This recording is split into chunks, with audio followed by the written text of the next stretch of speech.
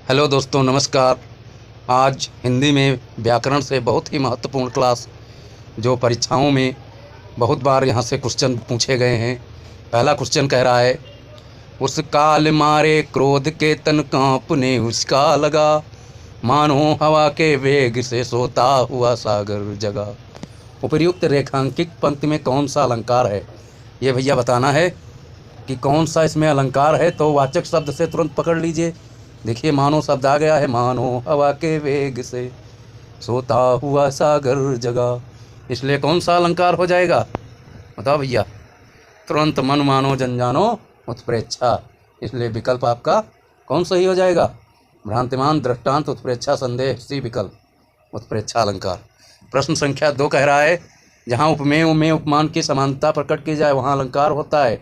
तो भैया स्पष्ट दिया है उपमेय में उपमान, तो हो जाएगा उपमा अलंकार। विकल्प आपका भी सही हो जाता है। प्रश्न संख्या 3 कह रहा है, पायो जी पायो मैंने राम रतन धन पायो। पंक्ति में कौन सा अलंकार है, ये बताना है भैया। पायो जी पायो मैंने राम रतन धन पायो में कौन सा अलंकार है, तो पायो जी पायो मैंने राम रतन रूपी धन पाया। इसलिए रूपी शब्द लग गया तो रूपक अलंकार हो जाएगा। और दोस्तों, अगर जो आपको ये पता है कि ये पंक्तियाँ किस कवि की हैं तो कमेंट बॉक्स में ज़रूर बताइएगा, इससे भी आपकी तैयारी बन जाएगी। प्रश्न संख्या 4 कह रहा है, आहुति सी गिर पड़ी चिता पर चमक उठी ज्वाला सी। पंक्ति में अलंकार पहचानना है। वाचक शब्द न भूलिए, अलंकार बिल्कुल पकड़ लेंगे। सासी से सम उपमा अलंकार। इसलिए विकल्प आपका कौन सा सही हो जाएगा, अनप्रास उपमा श्लेष रूपक उपमा अलंकार बताएं। इसलिए विकल्प आपका भी सही हो जाएगा। प्रश्न संख्या 5 कह रहा है, ज्यों अखियन सब देखिए आँख न देखी जाए। पंक्ति में कौन सा अलंकार, उपमा अलंकार रूपक श्लेष उत्प्रेक्षा। तो भैया यहाँ पर सबसे पहले ज्यों शब्द आ गया, मन मानो जन जानो ज्यों त्यों। इसलिए कौन सा अलंकार हो जाएगा, उत्प्रेक्षा अलंकार। ज़्यादा दिमाग ही नहीं लगाना है। विकल्प आपका सही हो जाएगा डी। कौन सा विकल्प, डी। प्रश्न संख्या 6 कह रहा है, रोला छंद के प्रत्येक चरण में मात्राएं होती हैं। रोला में भैया 4 चरण, 11 13 पर यति। इसलिए प्रत्येक चरण में कितनी मात्राएं, 24 मात्राएं बन जाती हैं। इसलिए विकल्प आपका भी सही हो जाता है।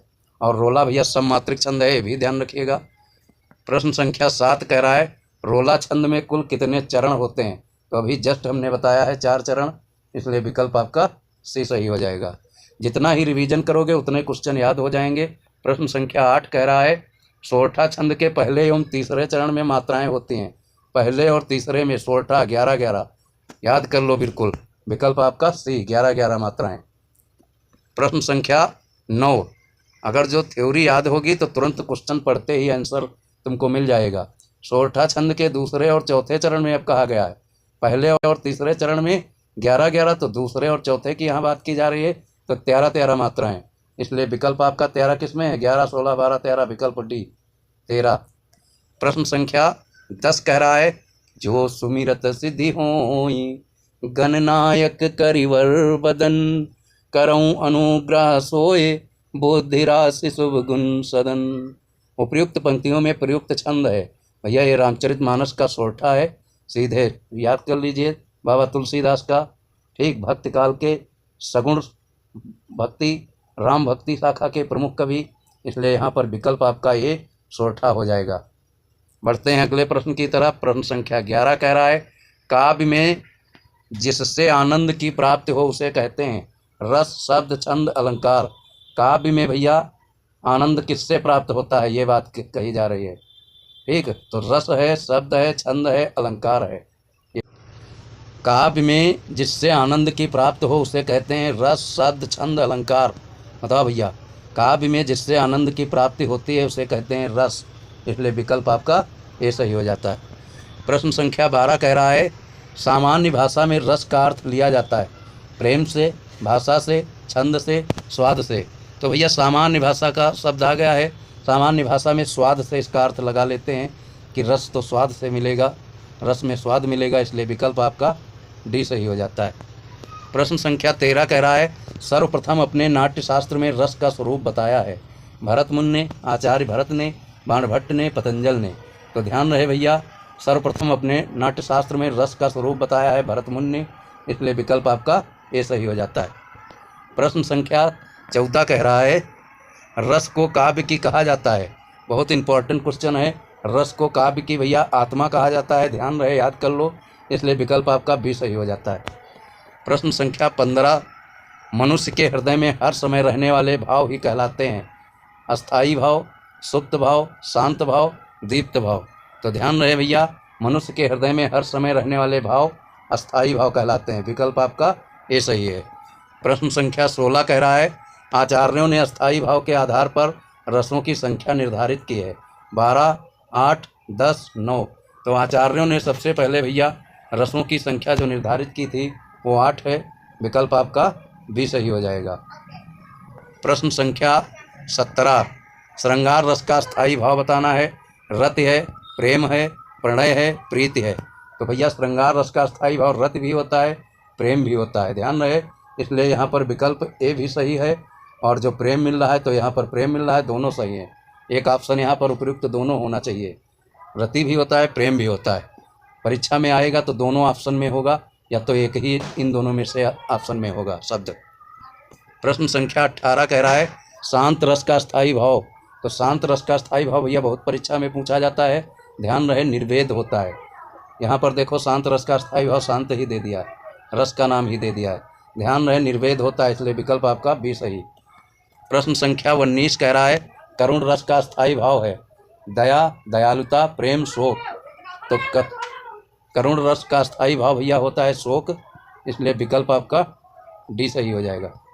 प्रश्न संख्या 20 कह रहा है आश्रय के मन में उत्पन्न होने वाले अस्थिर मनोविकारों को कहते हैं संचारी भाव, विकारी भाव, व्यभिचारी भाव, अविकारी भाव। तो आश्रय के मन में उत्पन्न होने वाले अस्थिर मनोविकारों को कहते हैं संचारी भाव भैया। संचारी भाव भी कहते हैं, और संचारी भाव का दूसरा नाम व्यभिचारी भाव है, इसलिए यहाँ पर भी भैया विकल्प 2 सही हो जाएंगे।